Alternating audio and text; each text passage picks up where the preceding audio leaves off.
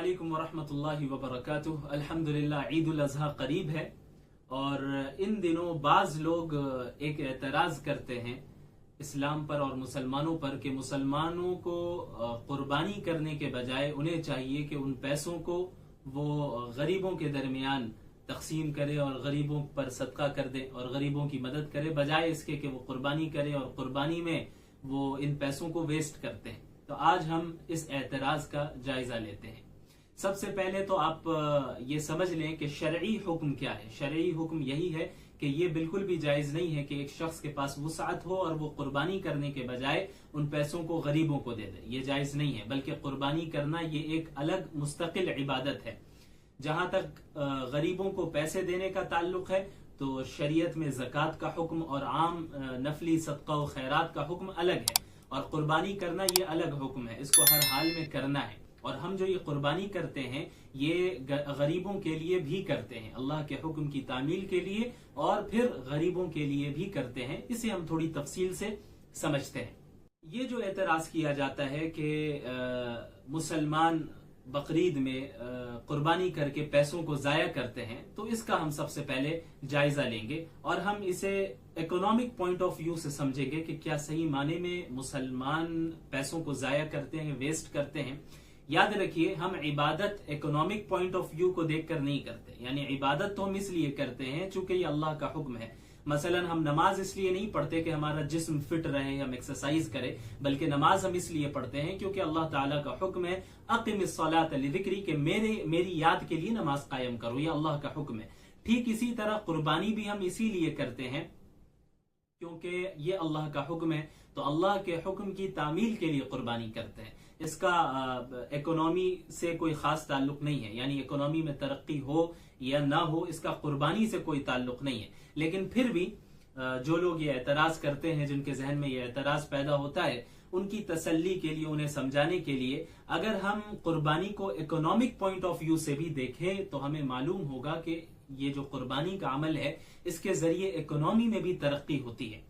तो सबसे पहले हमें ये समझ लेना चाहिए कि गुर्बत को खत्म करने का इलाज ये नहीं है कि लोगों के दरमियान पैसों को तकसीम कर दिया जाए, बल्कि गुर्बत को खत्म करने का असल इलाज ये है कि गरीबों के लिए पैसे कमाने की एक्टिविटीज को मुहैया कर दिया जाए। यानी ऐसे जराए तैयार कर दिए जाएं जिनसे वो गरीब पैसे कमा सके और अपनी गुर्बत को दूर कर सके। लिहाजा आप देखते हैं कि जब कुर्बानी के दिन आते हैं तो पूरी दुनिया में मुसलमान एक बड़ी तादाद में जानवरों को खरीदते हैं, तो इससे उन गरीबों का फायदा होता है जो जानवरों को बेचते हैं। जानवरों को बेचने का जो काम है इसमें जो अक्सर लोग हैं वो गरीब लोग ही हैं और गरीबों का ही तबका है, और वो लोग पूरे साल जानवरों को पालते ही इसीलिए हैं ताकि बकरीद के मौके पर जानवरों को बेचे और उसके बाद पूरे साल का खर्च निकले और अच्छी रकम वो कमा सके। तो इस अमल से सबसे पहले उन लोगों का फायदा होता है जो जानवरों को बेचते हैं, जो गरीब तबका है उनका फायदा होता है। उसके बाद फिर जानवरों को एक जगह से दूसरी जगह मुंतकिल किया जाता है, तो जो ट्रांसपोर्टेशन के सर्विसेज हैं उनमें भी गरीबों की अक्सर तादाद जुड़ी हुई है। तो जो ट्रांसपोर्टेशन की सर्विसेज होती हैं वो गरीब उसे अंजाम देते हैं और उन्हें भी फायदा होता है, वो भी कुछ पैसे इन दिनों में कमा लेते हैं। उसके बाद फिर कसाईयों का भी फायदा होता है कि पूरे साल उन्हें इतना काम नहीं मिलता जितना बकरीद के दिनों में काम मिल जाता है और बड़े पैमाने पे काम मिलता है और वो लोग भी अच्छी खासी रकम कमा लेते हैं। और कसाईयों का जो तबका है, जाहिर सी बात है, वो भी गरीबों का ही तबका है। और उसके बाद कुर्बानी के गोश्त को, कुर्बानी करने के बाद मुसलमान कुर्बानी के गोश्त को गरीबों में ही तकसीम करते हैं और ऐसे ऐसे घरों में तकसीम करते हैं जहां के लोग पूरे साल उन्हें गोश्त देखना भी नसीब नहीं होता। ऐसे लोग हैं और मुसलमान उनके दरमियान गोश्त को तकसीम करते हैं। उसके अलावा फिर जो जानवर की खाल होती है, जो चमड़ा होता है, उसे फरोख्त करने के बाद जो पैसे हासिल होते हैं उन पैसों को भी मुसलमान गरीबों के दरमियान ही तकसीम करते हैं। और फिर जो उन्होंने चमड़ों को और खालों को फरोख्त किया और बेचा तो इसके जरिए फिर लेदर प्रोडक्ट्स बनते हैं और लेदर की जो तिजारत है और बिजनेस है उसमें तरक्की होती है। और लेदर की तिजारत ऐसी है जिसमें लाखों लोगों की रोजी रोटी जुड़ी हुई है। तो सिर्फ एक इस कुर्बानी के अमल से इतने सारे जराए तैयार हो जाते हैं जिनसे लोग पैसे कमाते हैं, सिर्फ एक इस कुर्बानी के अमल से।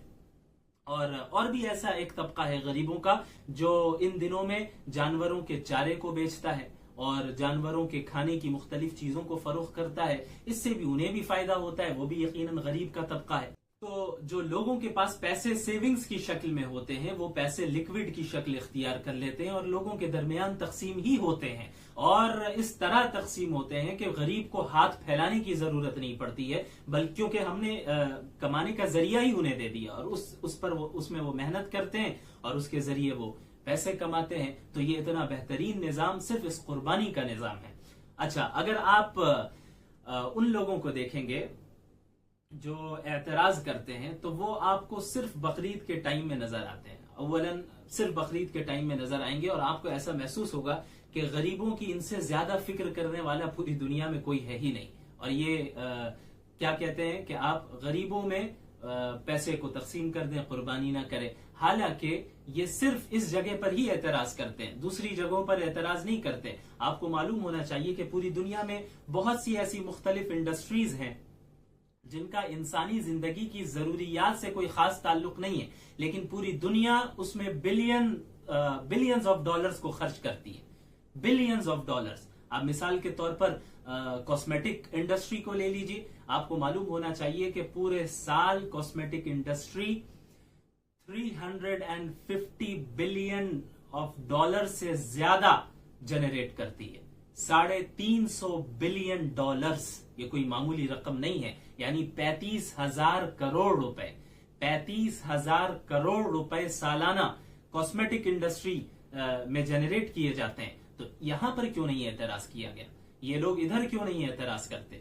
क्या कॉस्मेटिक इंडस्ट्री की कोई ऐसी जरूरत है या कोई ऐसा मकसद है जो इंसानी जिंदगी को तरक्की की तरफ ले जाए? नहीं, इसका मकसद क्या है कि हम ज्यादा अच्छे दिखें, एंटी एजिंग क्रीम लगाकर हम ज्यादा दिनों तक जवान दिखे, जिसके जरिए हम गरीबों के जज्बात को कुचलते हैं। जाहिर सी बात है, गरीब तो ऐसे प्रोडक्ट्स को इस्तेमाल नहीं कर सकते। और जो लोग एतराज करते हैं वो इस जगह पर एतराज नहीं करते, मुसलमानों पर एतराज करते हैं, इधर एतराज नहीं करते। दूसरी मिसाल आप फिल्म इंडस्ट्री की ले लीजिए। फिल्म इंडस्ट्री में भी बिलियंस ऑफ डॉलर्स को खर्च किया जाता है और जनरेट किया जाता है। ये पैसे कहाँ जा रहे हैं? ये चंद एक मखसूस तबका है जो बस वही कमाता है। यहां पर क्यों नहीं एतराज किया जाता कि इन पैसों को गरीबों में तकसीम किया जाए? हाँ, अब आप कहेंगे, इस बात को उनके सामने रखेंगे तो वो ये बोलेंगे कि भाई आप जानदार की जान ले रहे हैं, यहाँ तो जान नहीं ली जा रही है। जब ये जुमला वो कह रहे होंगे तो उस वक्त उनके पैरों में लेदर के जूते जरूर होंगे, वो लेदर जैकेट जरूर पहनते होंगे, लेदर के बेल्ट जरूर पहनते होंगे और दीगर लेदर के प्रोडक्ट जरूर इस्तेमाल करते होंगे। उस वक्त जानवर की जान उन्हें याद नहीं आती। इससे खुले तौर पर हमें मालूम होता है कि उनका निफाक और उनकी हिपोक्रेसी कैसी है। जाहिर है, बिल्कुल जाहिर है, वो उस जगह एतराज क्यों नहीं करते? अगर वो इंसाफ पसंद होते, कि सही माने में वो इंसाफ चाहते और इंसाफ पसंद इंसान होने की हैसियत से वो जायजा लेते तो फिर उस जगह पर भी एतराज करते, लेकिन वहां एतराज नहीं करते। पूरे साल हम मटन खाते रहेंगे, चिकन बर्गर खाते रहेंगे और दीगर जंक फूड्स खाते रहेंगे और लाखों और करोड़ों रुपए घरों पर खर्च करते रहेंगे। ऐसे लोगों ने ऐसा क्यों नहीं किया कि सिर्फ 2-3 रूम के घर पर इक्तिफा करते और दीगर पैसे और उससे जायद पैसे जो वो अपने घरों पर खर्च कर रहे हैं उसे गरीबों में तकसीम करते? ऐसा नहीं किया इन्होंने। लेकिन जब बकरीद का मौका आता है तो मुसलमानों पर एतराज करते हैं। ये इनकी हिपोक्रेसी है। लिहाजा ऐसे लोगों से बिल्कुल मुतासिर होने की जरूरत नहीं है। बजाहिर इनकी बातें बड़ी अच्छी लगेंगी, आपको ऐसा महसूस होगा कि हाँ भाई बहुत अच्छी बात कर रहे हैं, हाँ ये पैसे तो जो जानवरों में हम खर्च कर रहे हैं उसे गरीबों में दे देना चाहिए, कितनी अच्छी बात है। लेकिन जब आप इनके निजाम को देखेंगे, इनकी बातों को सुनेंगे, समझेंगे, इनके नजरियात को समझेंगे तो आप गहराई में उतरेंगे। तब आपको मालूम होगा कि इनकी सारी चीजें खोखली हैं और गरीबों की कोई फिक्र नहीं है। असल मसला इस्लामोफोबिया है। इन्हें इस्लाम से चिढ़ है, ये इस्लाम दुश्मनी का नतीजा है। ये सिर्फ इस्लाम से चिढ़ते हैं।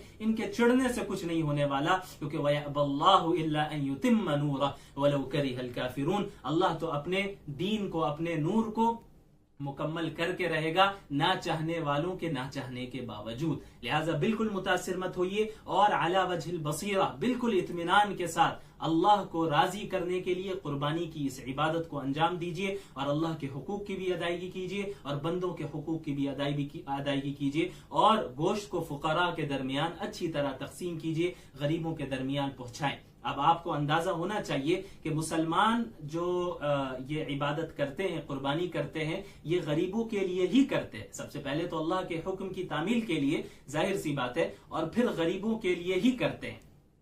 और सिर्फ इस अमल से इतने मुख्तलिफ फवायद हमें हासिल होते हैं जो हमने आपके सामने जिक्र कर दिया है। और इसमें बिल्कुल भी पैसे जाये नहीं होते। या जैसा कि मैंने बताया कि जानवरों की खाल तक को सही जगह इस्तेमाल किया जाता है, और अगर उसे बेचा जाता है तो उसके पैसों को भी गरीबों पर ही लगाया जाता है, तो कोई पैसे जाये नहीं होते। अल्हम्दुलिल्लाह ये इस्लाम का निजाम है और मुकम्मल और कामिल निजाम है। इसमें जर्रा बराबर भी हज़्फ़ व इजाफा की न गुंजाइश है और न इसकी जरूरत है। और हम अल्हम्दुलिल्लाह अला वजहिल बसीरा मुसलमान हैं। अल्लाह ताला हमें और आप सबको अमल करने की तौफीक अता फरमाए। व आखिरु दावाना अनिल हम्दुलिल्लाहि रब्बिल आलमीन। वस्सलामु अलैकुम व रहमतुल्लाहि व बरकातुहू।